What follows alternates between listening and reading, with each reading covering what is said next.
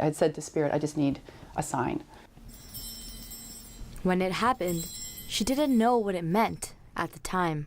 All I know is that it hit me like a ton of bricks, a tsunami, and fireworks on New Year's Eve, all in one moment. But it was all part of a bigger story. Of my blinders coming off, of realizing that the life I was living and the way that I was leading it was no longer on purpose. Megan's purpose, her work, Always been helping in some way or another. involves healing. I ask all the information, wisdom, and guidance that comes in today comes in for Rajie's highest good, and that I may be a clear channel for that information, wisdom, and guidance. With tools guided by something we all have, intuition. We're all born it. We're a psychic species, right? Yeah. So you already have it.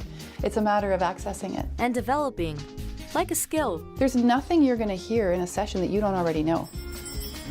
Oracle cards are some of the tools that I use when I work with my clients to share the information with To them. help navigate life's twists and turns. I hold people's stories for them and then return those stories to them from a different perspective. She's now created her own set of oracle cards.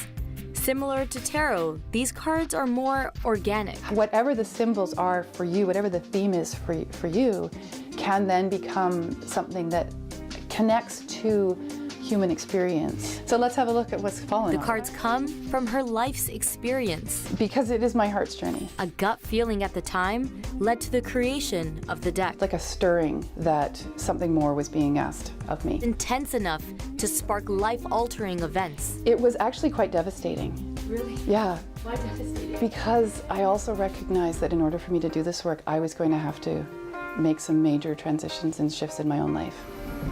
Despite red flags showing up over the years, her marriage dissolved after 23. And then if we continue to ignore, then that's when the universe steps in. That's when the big guns show up. And that's when we have these profound wake-up calls, like the car accident, or the fatal illness, or the death of a loved one, or a separation and divorce. Something that is so big, we cannot ignore it any longer.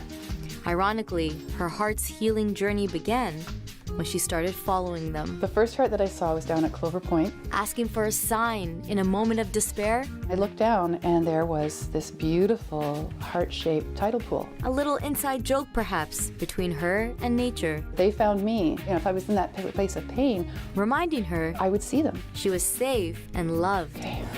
Go back to the heart. It's all connected to the heart. Taking cell phone pictures of them, she started a collection. And I kept them very, very private. I didn't show them to anybody.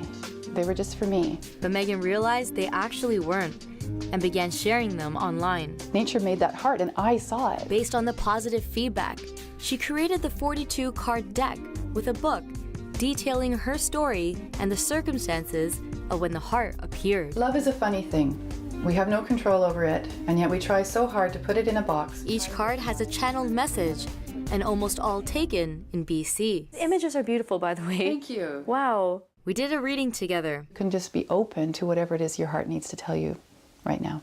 We got heart roots, heart view, and shadow heart. And if you have found yourself arguing more than usual lately, it may be time to step back from needing. I won't give too much away. I'm just gonna sit back for a second.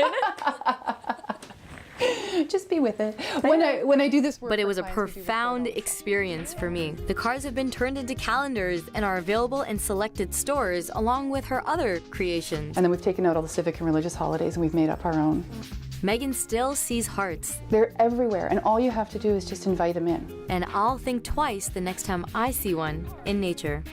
In Victoria, I'm Rajie Kebley.